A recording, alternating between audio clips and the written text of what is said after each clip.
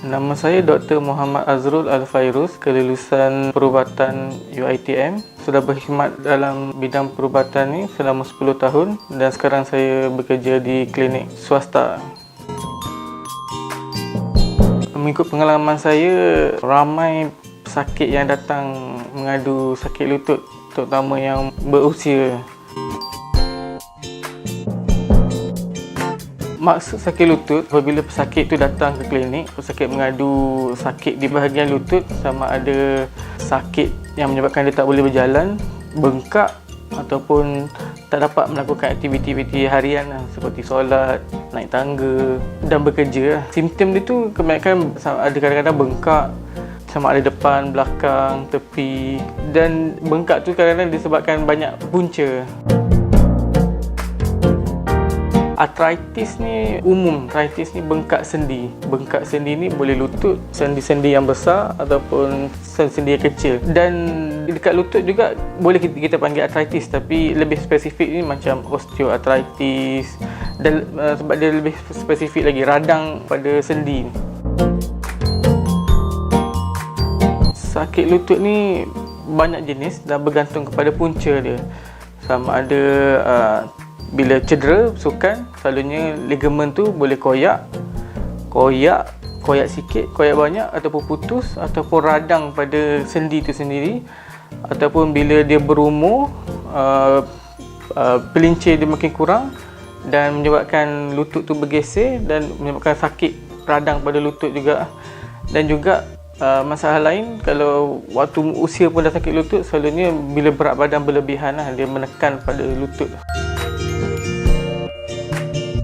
Punca utama berat badan berlebihan, keturunan, boleh waktu usia muda dia banyak bergerak, makin berusia dia lama-lama pelincir pun boleh berkurang, ataupun kecederaan, aksiden, sukan pula banyak jenis juga, patah, boleh bengkak, boleh putus ataupun koyak pada ligamen di sekitar lutut. Kadang-kadang pesakit tu datang bila kita tengok lutut tu bengkak, lebam, merah, susah nak melakukan pergerakan, susah nak bend, sama ada nak flex ataupun extend tu susah. Bila rasa longgar lutut, maksudnya lemah, bila nak berjalan, nak buat pergerakan tu dia macam longgar sikit lutut. Ataupun lutut berbunyi, kebanyakan bila pelincir tu kurang, dia akan berbunyi. Tambah-tambah bila dia nak luruskan kaki ataupun bila nak naik tangga, memang lutut dia berbunyi. Norma manusia ni memang Allah jadikan pelincir tu memang sesuai untuk lutut sebab tulang paha, tulang kaki, dan dia ada pelincir untuk menahan hentakan berat badan juga. Dan bila pelincir tu kurang, dia akan jadi bergeser, dan bila kita nak bend tu tak boleh, limited, dan dia bergeser antara satu sama lain. Sebab tu dia boleh berbunyi. Pelincir berkurang bila berat badan berlebihan, bila dia menekan kuat dan menyebabkan pace tu jadi kurang dan sukar untuk bergerak. Dan satu lagi, keturunan, cecair itu boleh berkurang juga, ataupun bila usia meningkat pun cecair itu boleh berkurang juga. Boleh kemungkinan juga kekurangan nutrisi. Sebab tu sometimes kalau jumpa doktor, kita akan nasihat untuk ambil suplemen untuk tambah pelincir lutut. Bila berat badan berlebihan, fungsi kaki lah untuk menahan berat badan bila kita berjalan, bila melakukan pergerakan. Dan bila berat badan berlebihan tu, dia akan impact lebih kepada kaki. Tambah-tambah bila yang berbadan besar nak melakukan aktiviti seperti berjalan, berlari yang banyak menggunakan kaki, memang boleh impact pada lutut. Senang cedera pada lutut. Makanan juga boleh mempengaruhi sakit lutut, boleh menyebabkan pelincir itu berkurang juga. Selain pada pelincir kurang ataupun penyakit, selalunya seperti gout, bila uric acid berlebihan, uric acid itu akan berkumpul dekat sendi dan menyebabkan bengkak radang pada lutut. Selain daripada itu, penyakit artritis lain, penyakit artritis ni banyak sikit, macam rheumatoid arthritis. Rheumatoid arthritis ni radang sendi yang menyerang sendi itu sendiri. Immune badan sepatutnya dia protect badan, tapi dia detect sendi ni sebagai benda asing dan dia akan menyerang sendi tu, menyebabkan sendi tu bengkak dan sakit. Selain daripada tu, kecederaan, bersukan boleh menyebabkan, selain daripada macam saya kata arthritis, osteoarthritis, dia boleh menyebabkan meniscus problem. Meniscus pun boleh tear. Meniscus ni tulang rawang pada sendi tu, dia bila bergeser pun dia akan jadi lama-lama jadi haus dan jadi sakit.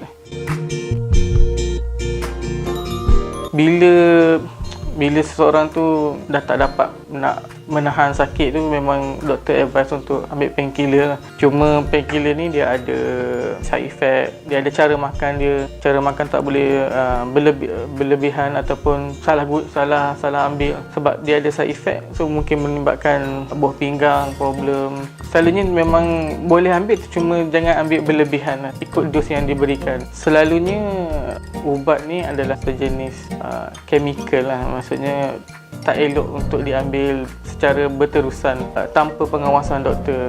So jadi banyak kes yang saya jumpa pesakit ambil ubat tahan sakit berterusan, banyak side effect, buah pinggang, gastrik ulcer. So cara terbaik ambil ikut dos ataupun bila perlu sahaja.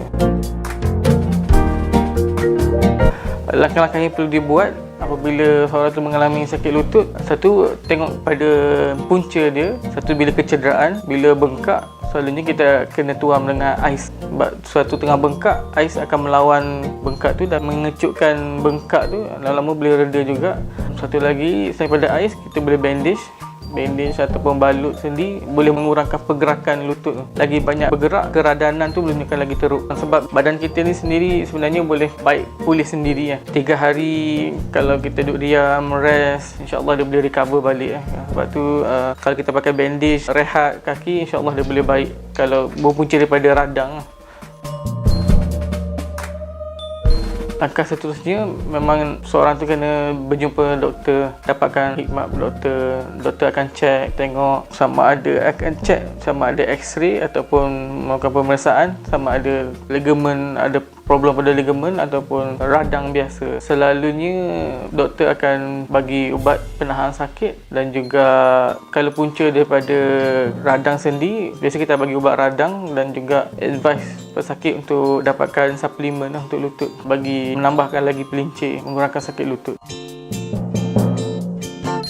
Perawatan yang selalu dibuat untuk sakit lutut selalunya terbagi pada dua lah. Satu, konservatif ataupun agresif. Konservatif ni macam kita hantar fisio ni boleh buat urut ataupun exercise tertentu yang boleh menguatkan lagi otot peha, so mengurangkan beban kepada lutut. Selain daripada tu boleh urut, macam saya cakap tadi, letak ais, bandage. Bila berpanjangan ni maksudnya kerap. Setiap bulan kena kerap sangat sakit, tu memang selalunya pilihan bila berjumpa pakar akan masukkan cecair, masukkan pelincir pada lutut, ataupun bila teruk sangat, bila dah banyak kali rawatan macam tu tak berkesan, selalunya dia advise untuk tukar lutut baru. Pun bila tukar lutut baru pun risiko untuk jadi balik pelincir kurang dan bergeser tu still ada lagi. Yang saya cakap ni sakit lutut yang berpunca daripada radang ataupun pelincir kurang. Selalunya bila ada kecederaan macam putus ke ligamen koyak ke, selalunya advice terbaik adalah untuk operation lah, untuk jahit sambung balik. Sebenarnya tak ada ubat untuk menambahkan pelincir lutut, hanya suplemen lah. Rawatan sebelum doktor advise untuk melakukan operation, selalunya doktor akan advise untuk dapatkan suplemen untuk tambah pelincir lutut. Selalunya boleh didapati di mana-mana, bergantung kepada jenis, bajet masing-masing. Ada yang mahal, ada yang tak, ada yang elok, ada tak. So bergantung pada serasi pada seorang tu atau tidak.